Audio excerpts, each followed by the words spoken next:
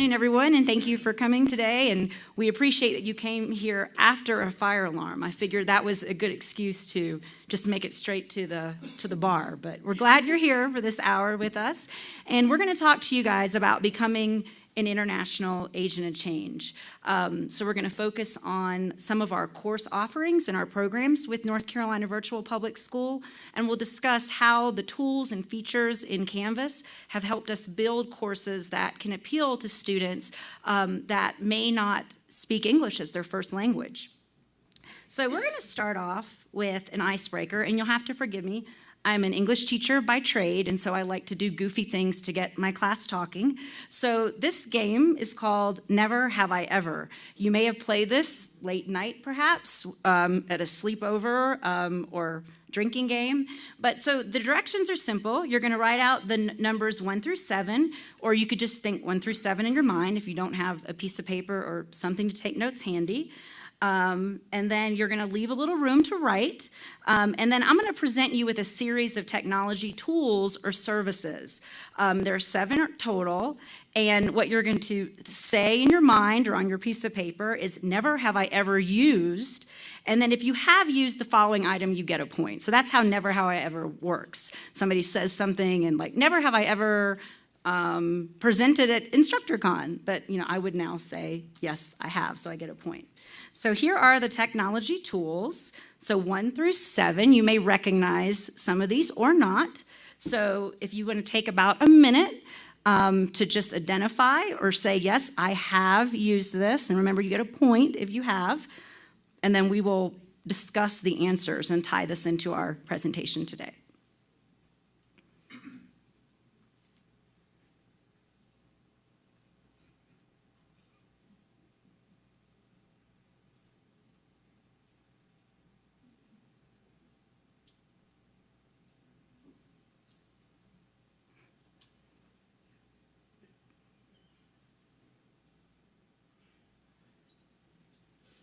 Okay, just about 15 more seconds.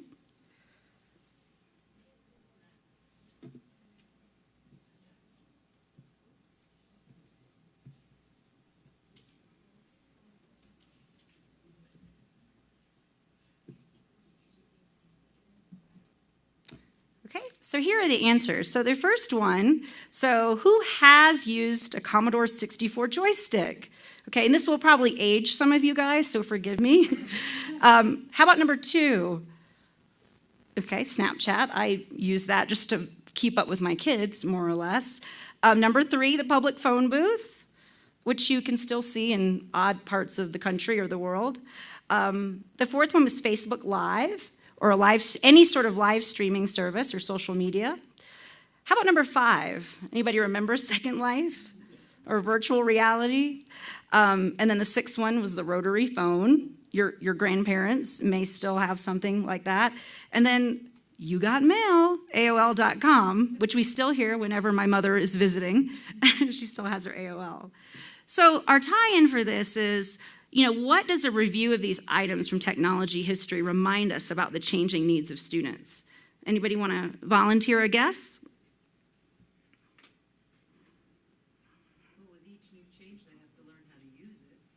Absolutely. And not only do they have to learn to use it, but we have to learn to use it. So their needs are always evolving. And that's one of the things that we love about Canvas is always on that cutting edge of the technology and the features that are necessary to build content for a wide range of students, especially in K-12. We definitely do a lot more nurturing of the whole student than perhaps in higher education. So definitely staying abreast of the needs and individual needs of students is very important.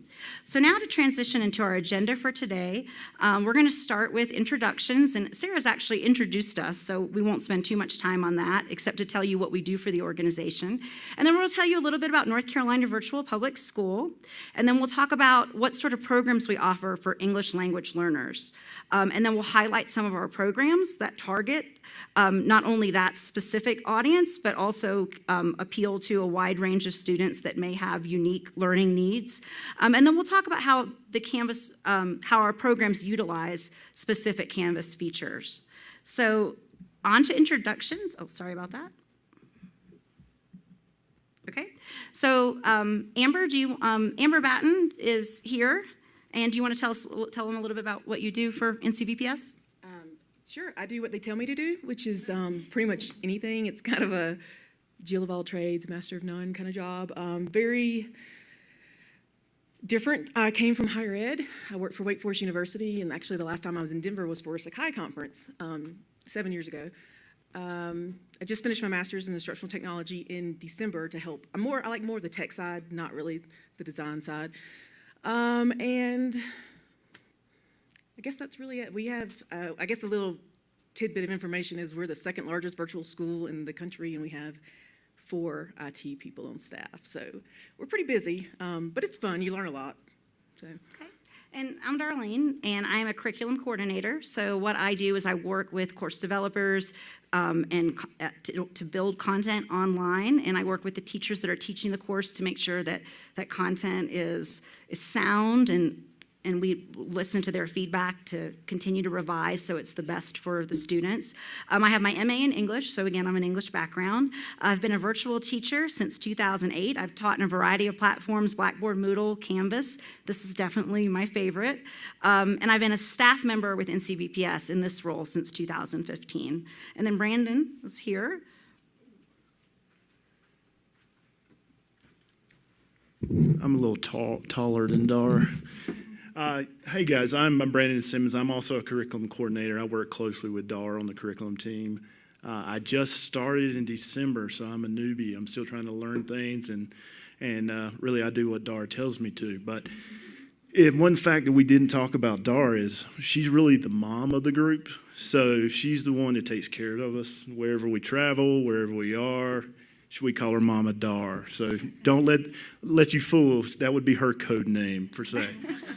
So I think I'm going to talk to you a little bit about who we are, what we do, and give you a little more information about us, and then turn it over to Amber and Darlene to finish us up. Before we get started, I want to share with you a quote from one of our former state superintendents, Dr. June Atkinson, that we all believe in strongly.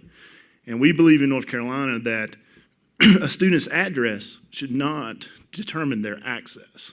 So if you've ever been to North Carolina, it's a great place to visit. We got a little bit of everything. We got mountains, we got Outer Banks, we got the great North Carolina State University for my Carolina fans in the back.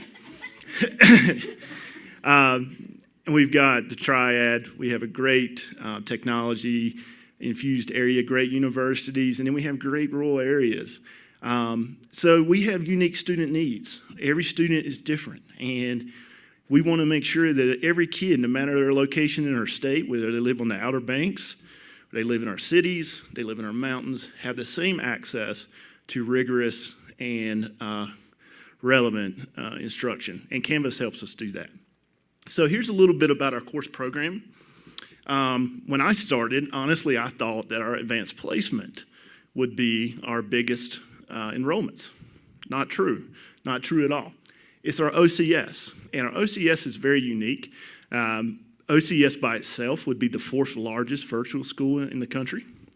And what OCS is basically special education classrooms where the special education teacher in the classroom partners with an online content teacher, whether it's math, reading, or whatever, and in that blended environment, teach those students using our online courses. So it's very unique, it's very big, and it's very rewarding to work in.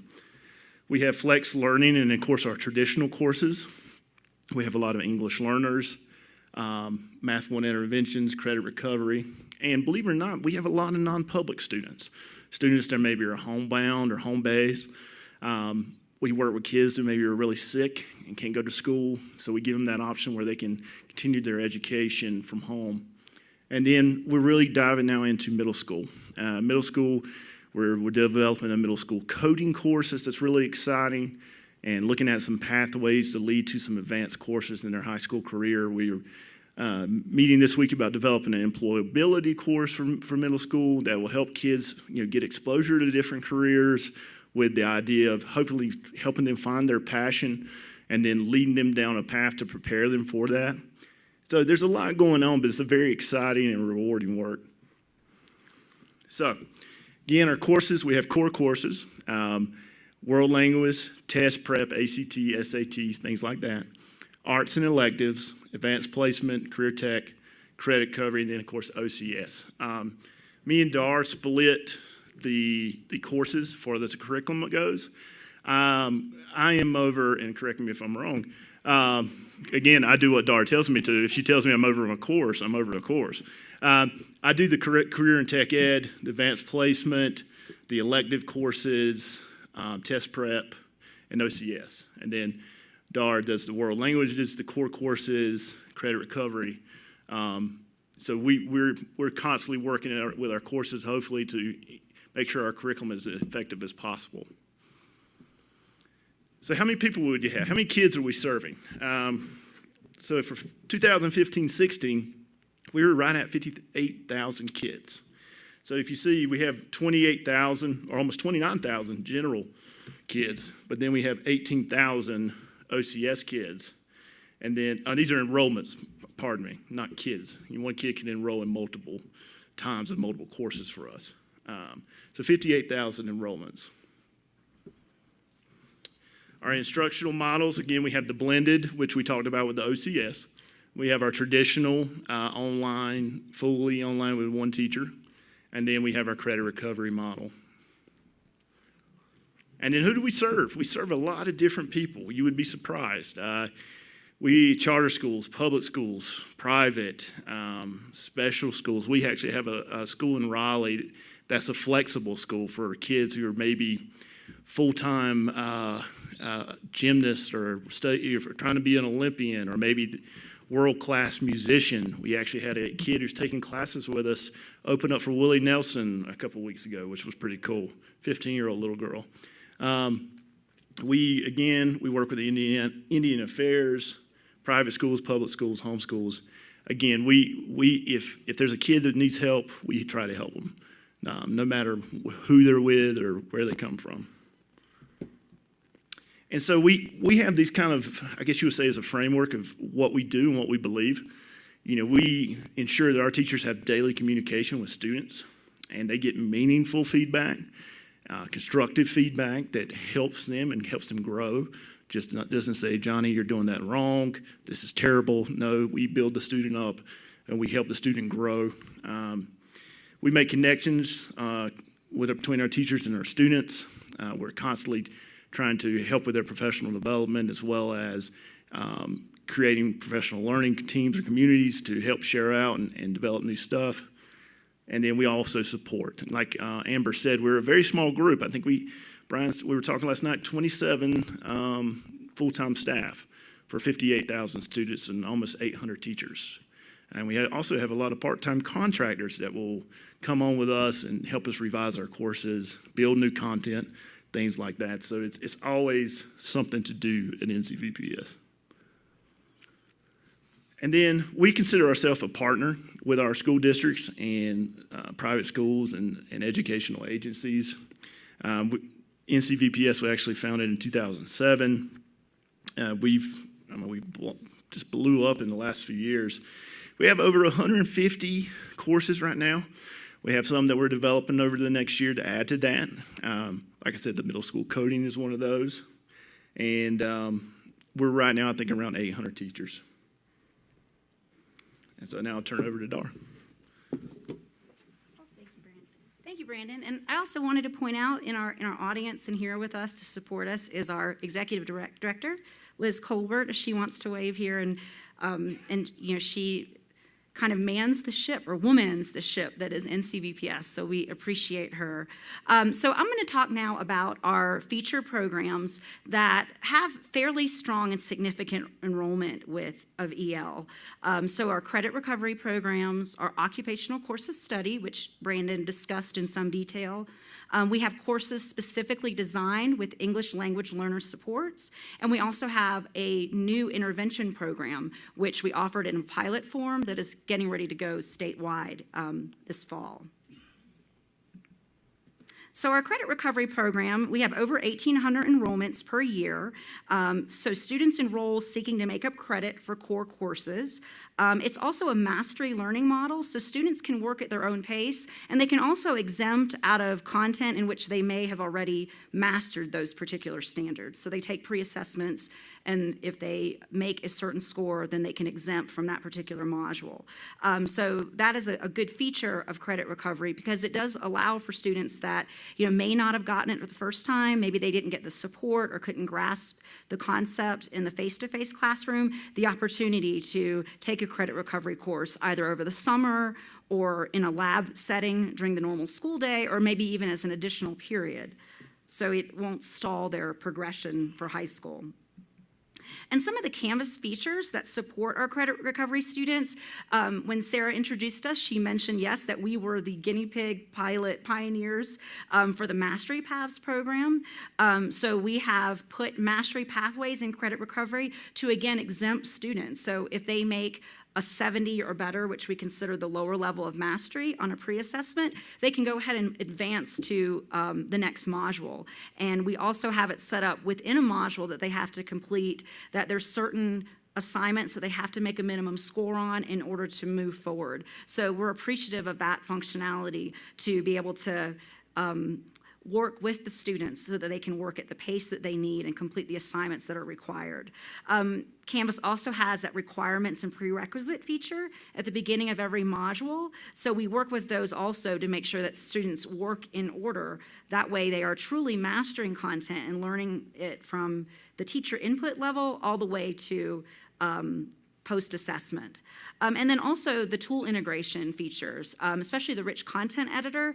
It really gives us flexibility to integrate the tools that we've adapted, but then also to use teacher-generated resources, like images that teachers may have taken, or PowerPoint tools that they may have already created, or video. So we like that functionality for our credit recovery students. Amber, did you want to mention anything about Mastery Paths? Or I know you were quite involved in the beginning when we were placing that and going through the manual process of adding it in. I think that's kind of what kept us from fully going to Canvas. I don't know if that's, but now that. Yes, that's another interesting thing about credit recovery. We, as of last year, this time last year, we were still in 3 learning management systems. We were phasing out Blackboard and Moodle, and we had Canvas.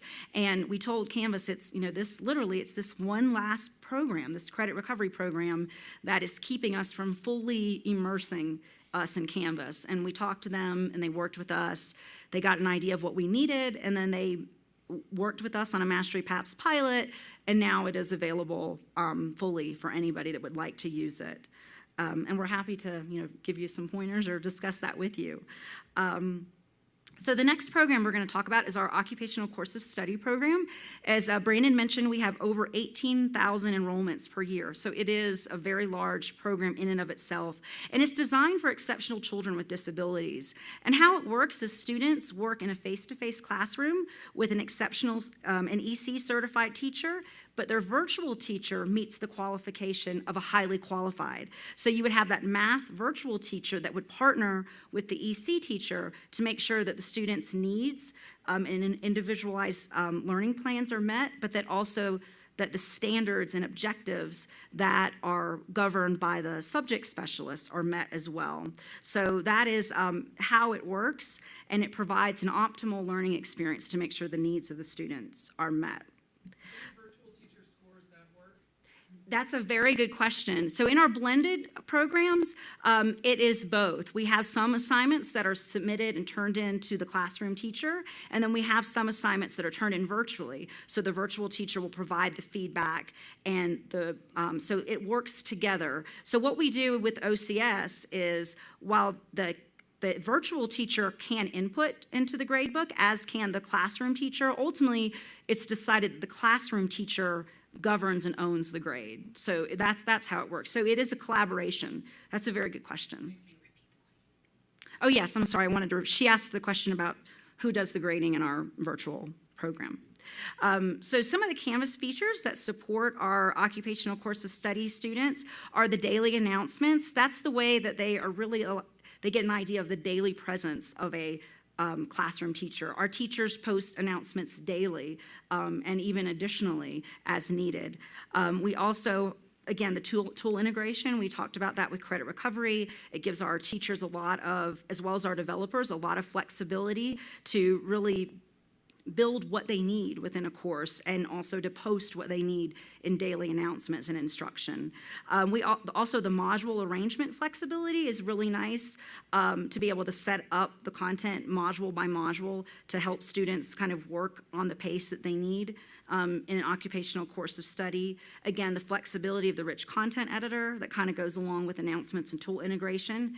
And because we have so many sections, so one thing about our OCS is it's not typically our courses, you would enroll students in any given course from all over the state. So for example, if you're an AP United States history teacher, you may be teaching students in the mountain counties, like out in Buncombe County, and you might have students out in New Hanover, out by the coast, so they could be all over. But with our occupational course of study, we make sections for that specific school and that specific teacher, and that's how we're able to have that blended approach. So it requires making many, many, many copies of courses. And so our tech team has worked on automating course copies. Amber was a big part of that. So do you want to mention anything about that process?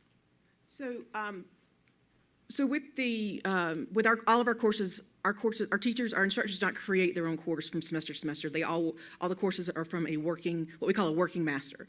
So we have a master course for each subject that we teach. I can't remember how many we have for OCS. It's not as many as the rest, but the thing that, having a technical background, you're always looking to make things better and more efficient. So the thing that when I first started in January of 2016, I was like, there's got to be a way to make this easier, because we were having to manually copy these courses one by one, and just our OCS courses were 1,300 courses per semester. So I am not a programmer. I have quickly learned why I'm not a programmer, but through the API and through the help of, I don't know if any of you know, Scott Bartholomew, who is the customer success manager, through his motivation, I have learned and created a process with my coworker, Brian, here, to pretty much, it's not necessarily just automating them, but it's like bulk course copies, but we just did this in the summer, which we do not have OCS courses in the summer. So we had 500 courses that we were able to just initiate copies just like that, which took a lot of learning Excel formulas to make sure they were in the right sub-account and make sure the right working master was being copied into the right section. It took about 4 hours for the queue to finally clear for those 500. So when we do our course copies next week for the 2,000 plus sections we're going to have for the fall, we're going to have to do them in increments, but it used to take 3 people 3 weeks because we have other duties to do, and now it's going to take us like 2 hours to actually do the process. One person could do it in 2 hours now. And we actually are doing it for other courses as well, but it was kind of created mainly for the need of, this is a lot of work. So, thank you. Yeah, thank you, Amber. And if you were at the keynote session after lunch, they talked a little bit about the blueprint. So we're excited to see how that can also work with our processes. So that's another good feature that I think we will hopefully utilize with our OCS as well as our other courses. So now specifically our English language learners program. So we currently have offerings in math and English, and we integrate the content standards so that the students are still following the same North Carolina standard course of study. And so we include WIDA standards for language learning. So what WIDA is, if just kind of the little footnote is, it focuses on the language development of students, whether they're emergent learners of English language, intermediate, so they're a little bit more proficient and comfortable, or whether or not they're advanced and getting ready to perhaps transition out of an English language learners program. We also follow SIOP principles, so sheltered instruction, observational protocol. There's certain pedagogy that goes along with SIOP that focuses on really emphasizing vocabulary, providing strong background knowledge. For example, we developed a lesson in our English 1 course that included a speech from Martin Luther King. Well, you take for granted that, that's something that American or native speakers that have, they've probably heard of Martin Luther King since elementary school or maybe even prior to. But some of our students that may have recently moved to America and are learning the language may not have that prior knowledge. So part of SIOP and part of what we try to do is to provide that necessary background information so that they can see things in the concept and context rest of the learning. So our virtual teachers also maintain very active correspondence with school support to ensure English language learners' needs are met. So very similar to our OCS program, where we have teachers that were networking, we've pinpointed professionals at the school level for the schools that we serve that can be a point of contact, so that we can make sure that we're also providing that support in the school level, so that students are getting the virtual support, but is also the school level support. So some of the Canvas features that support our English language learners courses are, again, the mastery paths. One thing about our English language learners programs is they're not just for English language learners. The research says that English language learners learn best with their native English speaking counterparts. So our courses are designed to support that, but we also understand that our native speakers may not necessarily need all that background information, or they may not necessarily need all the vocabulary front loading. So having that mastery paths feature and functionality allows for the students to go where they need to go based on how they perform on certain formative assessments or how they perform on vocabulary assessments as well. You can also add course sections and student groups. So if you knew that you had emergent learners, for example, you can actually assign them to a specific group that they would not even know that they were taking a pathway different from that of their classroom. And again, we've talked about tool integration. We've talked about multimedia. Providing a multimodal experience is very, very important for ELs. Having that opportunity to hear something, read something, see something, manipulate, that goes along with the language acquisition. And then also the communication supports in Canvas, like having the discussion boards where they can either read or even add a video or an audio post is very, very helpful. So I'm going to show you some examples of some of the things we've done with our English language learners course, but just before I do that and segue to that, I'm going to talk a little bit about our intervention program. This is a recent initiative in curriculum and instruction. Our current offerings are in Math 1. Like OCS, this is also a co-teaching model. But what we do, rather than have an EC teacher and a subject specialist, is we actually have 2 subject specialists. So we have 2 certified math teachers, one that is a classroom teacher working in a school with students, and then you have a virtual teacher. And so the intervention program, one of our target audiences are students that may be at risk of being successful in Math 1, which is a requirement for graduation in North Carolina. And one of those target audiences could be English learners, and not that they necessarily don't have the capacity to learn the math optimally, but perhaps they need that vocabulary support and that additional support on the front end. And having those 2 teachers at both the school and virtual level can really help support that learning.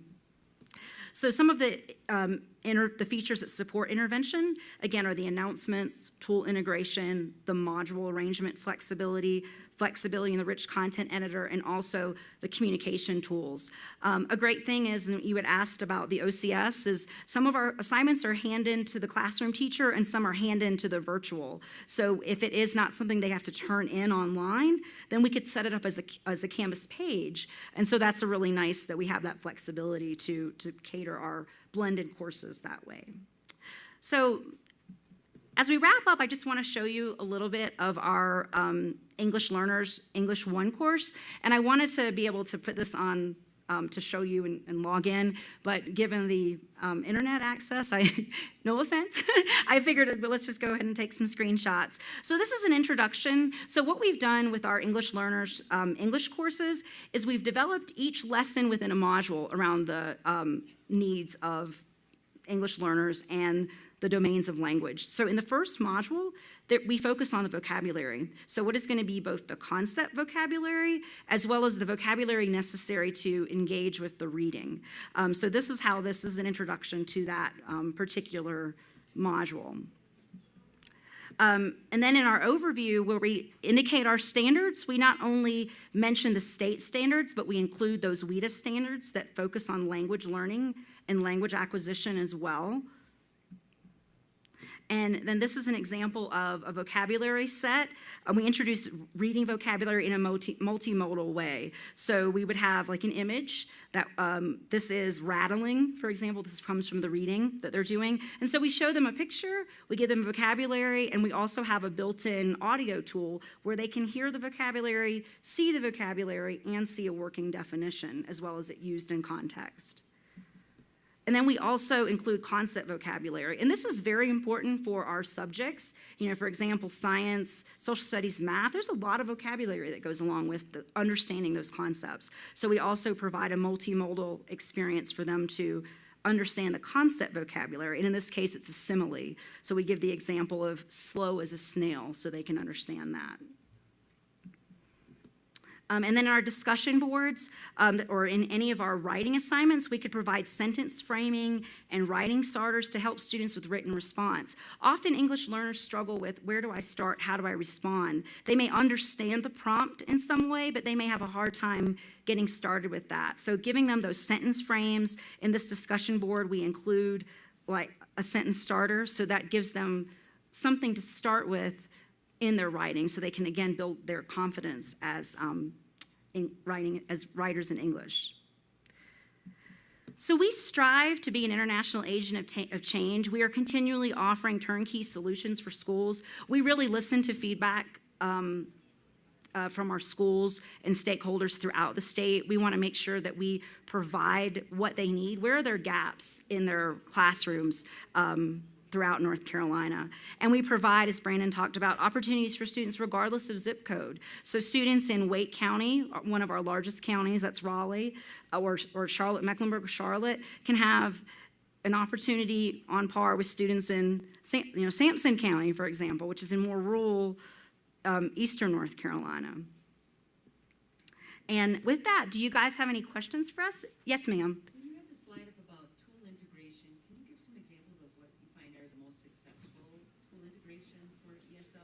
Yes, that's a very good question. Well, we've used ReadSpeaker, which we really like. So that's one that we have built in. And one thing we like about ReadSpeaker is it's not only beneficial to our English learners community, where they can see it and have it read to them aloud, but also students that may struggle with reading, that may not be reading at an optimal level. No, it is not free. And I do believe they're one of the vendors that are here. We saw them out there. Yes, sir.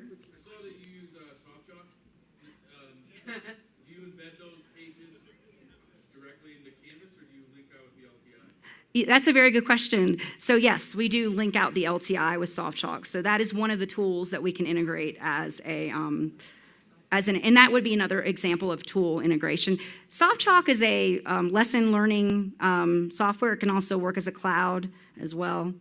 I won't promote them very much. We're working on transitioning out, but we're looking at other lesson integration tools like that, which we really do like. Having that LTI functionality in Canvas is very helpful. And then just the rich content editor, I have found, is very robust as well.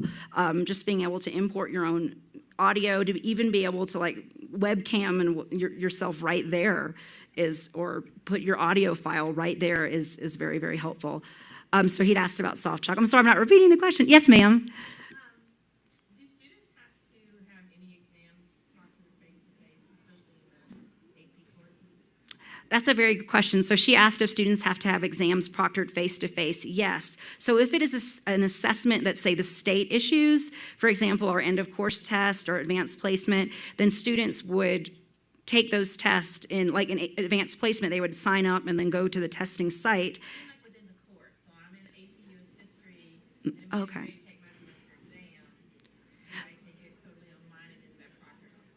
That's a good question. Yes, so if they were taking a midterm or just a standard assessment that is not issued by the state or the college board, yes, they can take it online. But no, we don't have an actual proctoring service. We give students one attempt, a time limit, and we rely on our teachers to kind of be the follow-up. We've been trying to vet some better proctoring services. They are costly, we'll be honest, and our enrollment is a little bit unconventional compared to other schools since we're not officially an LEA. So sometimes getting the right pricing and understanding how we would use it in what capacity can be a challenge. And that's what we're struggling with right now with especially our AP courses, is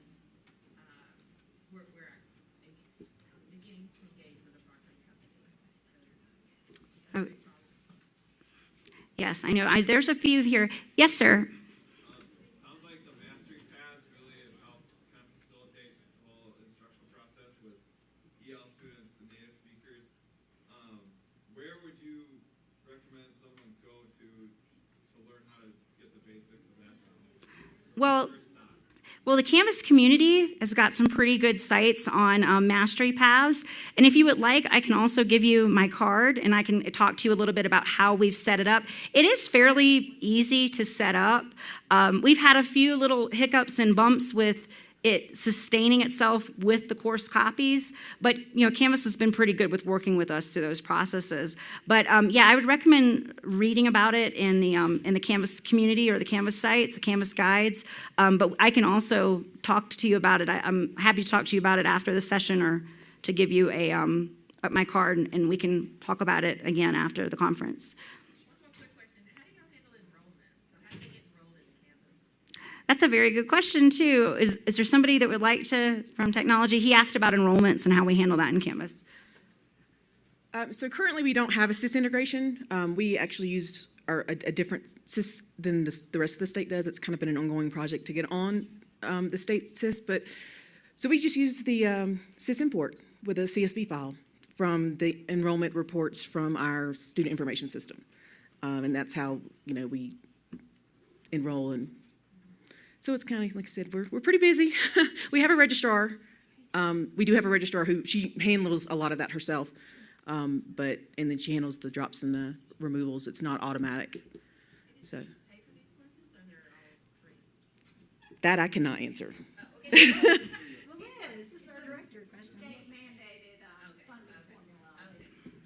There was a guy back. I don't know if you had a question. But it's free to the student if they enroll through their public school. It's not free to the school. Okay, yes, sir, there's a hand in the back. Or yes, ma'am.